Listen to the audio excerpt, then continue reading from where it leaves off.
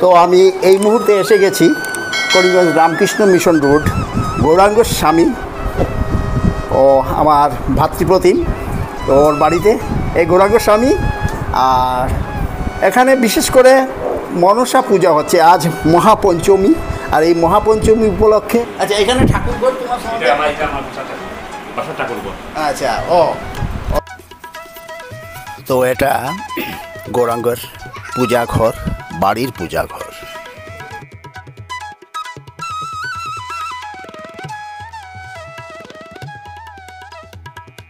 কি কি আজকের যে পূজা এটা আমার মানুষ পূজা ছিল। আমি মনে মনে ইয়ে করেছিলাম যে আমি মায়ের আচ্ছা মানে আজকের যে অনুষ্ঠানটা হচ্ছে যে মনসা মঙ্গল বা মনসা পূজা বা বিশ্বহরি পূজা, এটা তোমার মানসিক পূজা ছিল। আচ্ছা আচ্ছা, তো পুজো মণ্ডপের দিকে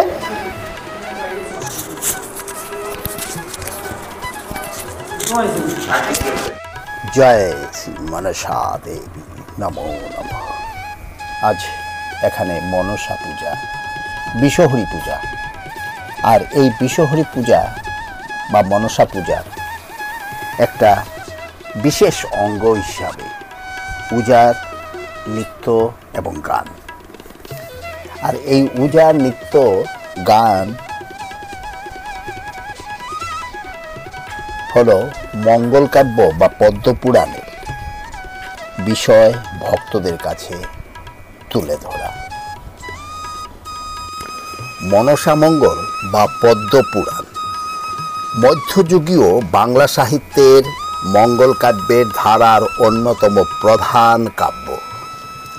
এই ধারার অপর দুই প্রধান কাব্য চণ্ডীমঙ্গল ও ধর্মমঙ্গল কাব্য। এই দুই কাব্যের তুলনায় মনসা মঙ্গল প্রাচীনতম। তো এই কাব্যের আদি কবি কানা হরি দত্ত সম্ভবত ত্রয়োদশ শতাব্দীর শেষে ও চতুর্দশ শতাব্দীর প্রথম ভাগে তিনি বর্তমান ছিলেন। অনুমান মনসা মঙ্গল কাব্য উৎপত্তি পশ্চিমবঙ্গের রাঢ় অথবা বিহার অঞ্চলে, পরে পূর্ববঙ্গ ও উত্তরবঙ্গের এই কাব্য জনপ্রিয়তা বৃদ্ধি পায়।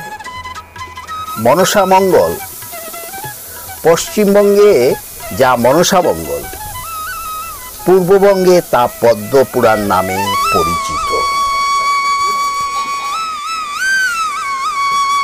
মনসা মঙ্গল বা পদ্মপুরাণ প্রধান দেবতা সর্পদেবী মা মনসা। মনসা মঙ্গল একটি আখ্যান কাব্য। এই কাব্যের প্রধান আখ্যানটি মূলত মনসা দেবীর মর্তলোকে নিজ পূজা প্রসারকে কেন্দ্র করে। কাব্যের মূলে রয়েছেন চাঁদ সদাগর এবং মনসা দেবীর দ্বন্দ্ব নিয়ে এই কাহিনী এবং কাব্য। শেষে চাঁদ সদাগরের দ্বারা পূজিত হওয়ায় এর সমাপন। তো আগে বলেছি যে মনসা পূজায় একটা বিশেষ অঙ্গ পূজার নৃত্য গীত। আর এই পূজার নৃত্যগীত এই মনসা মঙ্গলের একটা প্রধান অঙ্গ। আর আজকে যে এই মুহূর্তে যে পূজা, তার সঙ্গে পরিচয় করে নিচ্ছি। আমার সঙ্গে এসেছে যে এই অনুষ্ঠানের যে এই মনসা মঙ্গল যে অনুষ্ঠান, এই অনুষ্ঠানে যে আজকের যে পূজা, বিশেষ করে এই সময়ে যে সঙ্গীত পরিবেশন করবেন বা মনসা মঙ্গল গীত যেটা পূজার গান গাইবেন, ও এই হলো আমার সামনে। কি নাম? জীবন নাগ। জীবন নাগ, হ্যাঁ। কোন জায়গায় বাসা তোমার? গান্ধীনগর। হ্যাঁ, বয়স কত তোমার? 13 বছর বয়স। আর এই 13 বছর বয়সে তুমি মনসা মঙ্গলের মতো এত বড় একটা কাব্য, একটা প্রাচীন সংস্কৃতি, আমাদের লোককথা, লোকগাথা বা ইতিহাস, এই সম্বন্ধে তোমার এত অনেক অনেক ধন্যবাদ তোমাকে। চলো এগিয়ে যাই। তো এই জীবন নাগ এই ছোট্ট ছেলে মাত্র 13 বছর বয়স।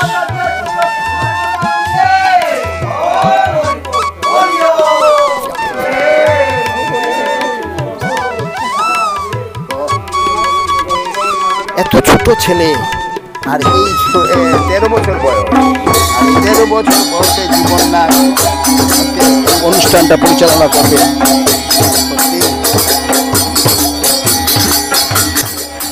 তো পূজার গান বা নৃত্য এখন সচরাচর দেখা যায় না, খুবই কম। গ্রামাঞ্চলে এখনও কিছু কিছু আছে, শহর অঞ্চলেও কিছু কিছু হয়ে থাকে। তো আজকের এই অনুষ্ঠান এই বিশ্বহরি পূজা উপলক্ষে যে পূজার গান, পূজার নৃত্য গীত, তাই আর যে অনুষ্ঠানটা পরিচালনা করছে ওরা আগে বলেছি যে গ্রাম থেকে এসেছে। আর উঝা যে একটা ছোট্ট শিশু যার বয়স 13, যার নাম জীবন নাগ।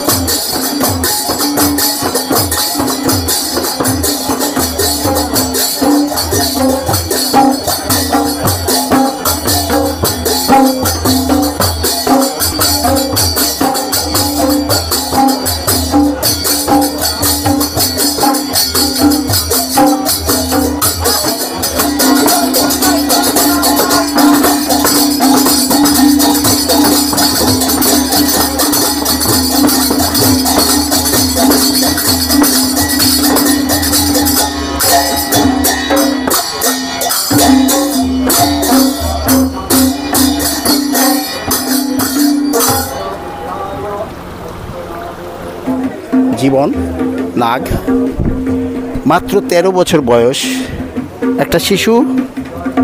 আর এই শিশু এই বয়সে একটা মহাকাব্য যে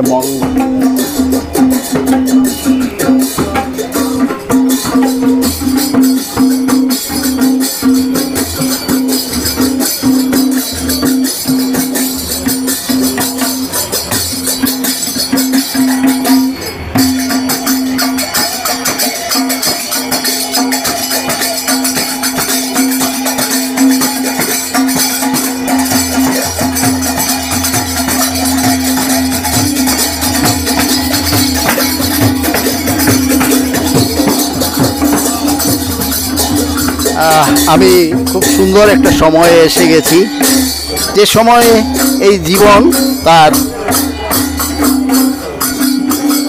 নৃত্য গীত শুরু করছে।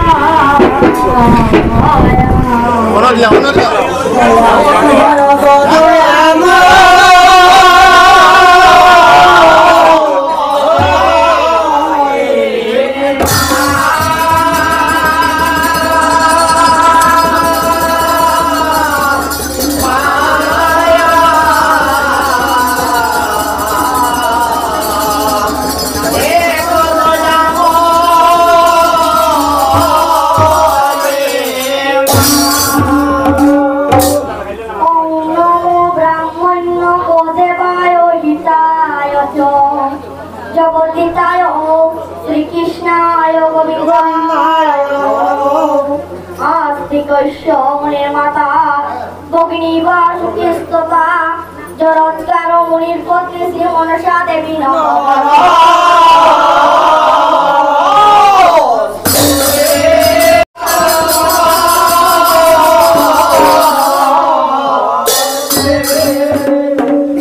করুণা করো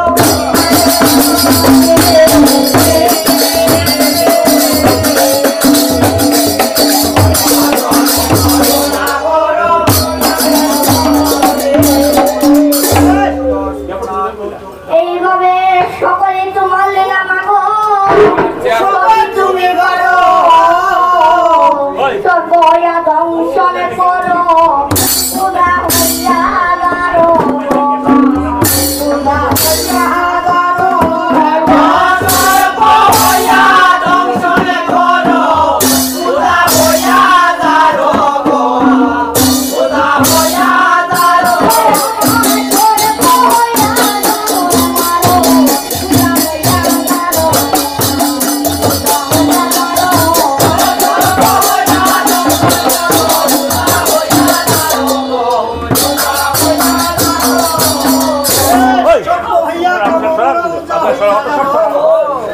এইভাবে আইসো মাগো সরস্বতী মা, তুমি কণ্ঠে করো বধ, আমার কণ্ঠে যোগাই দাও মা তুমি সুখিলার ঈশ্বর।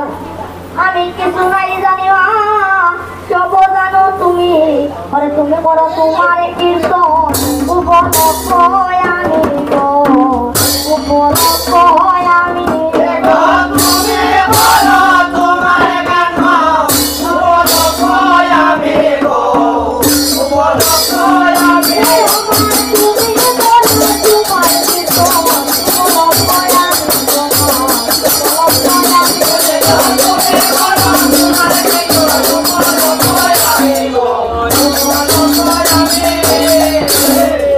এইভাবে সকল দেবতা বন্দি আমার, মা পদ্মা বন্দি আগে, দুটো হইয়া দেব বর্মা হইয়া যন্ত্রণা দে।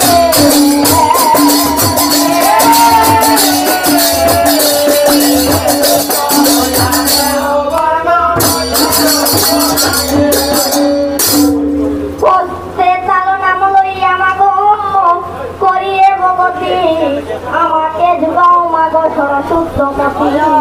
আমি কিছু নাই জানি মা, সব জানো তুমি, তুমি করো তোমার গান মায়ু বলো।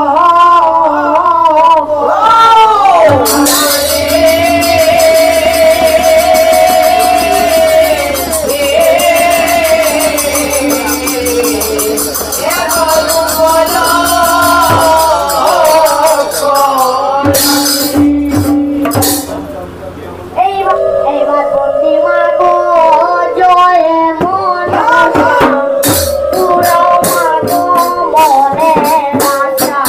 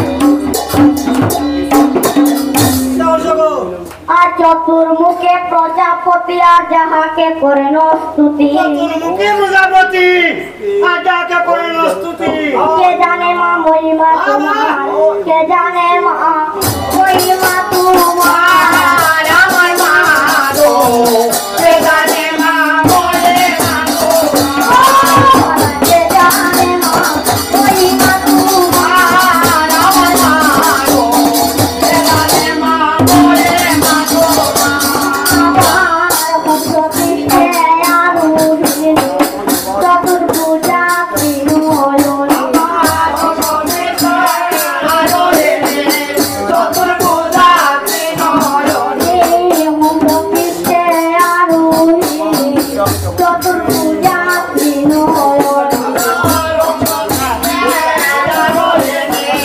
চতুর্ভুজা চন্দ্রকোনা পাশে মস্তকে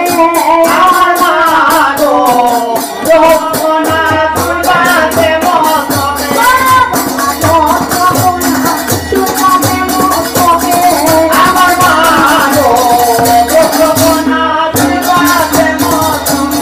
আমার আপনে বলে প্রিয়া মায়া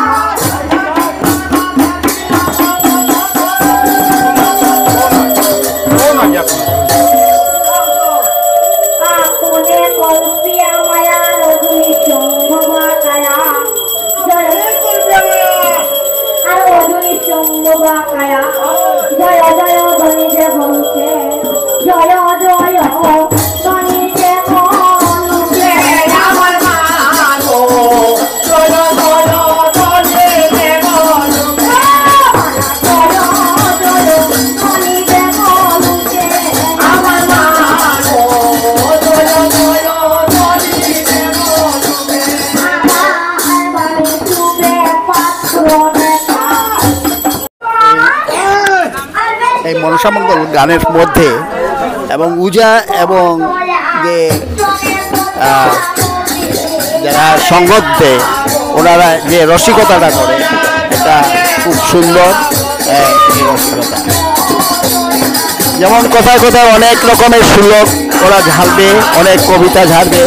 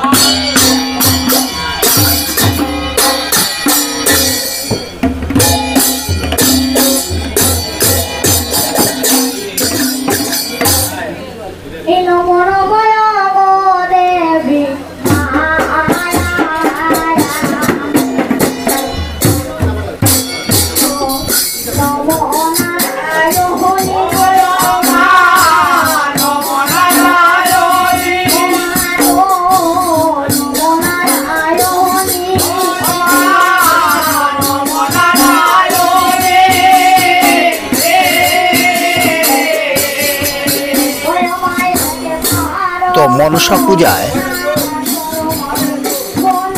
আবশ্যক অঙ্গ যে পূজা নৃত্য। পূজা নৃত্য সংজ্ঞা হিসাবে বলতে গেলে বলা যায় এই বিশেষ এক ঘরনায় নৃত্যগীতির মাধ্যমে পদ্মপুরাণ সম্পূর্ণ কাহিনী ভক্তদের কাছে তুলে ধরে। তবে পূজা নৃত্য বর্তমানে বরাক অঞ্চলে দুটি ধারায় প্রচলিত। প্রথম ধারাটি পরম্পরা সেই পূজার নৃত্যধারা এবং অপরটি নূতন আঙ্গিকে নৃত্যধারা। তো আজ এখানে শেষ করছি, বিদায় নিচ্ছি, নমস্কার।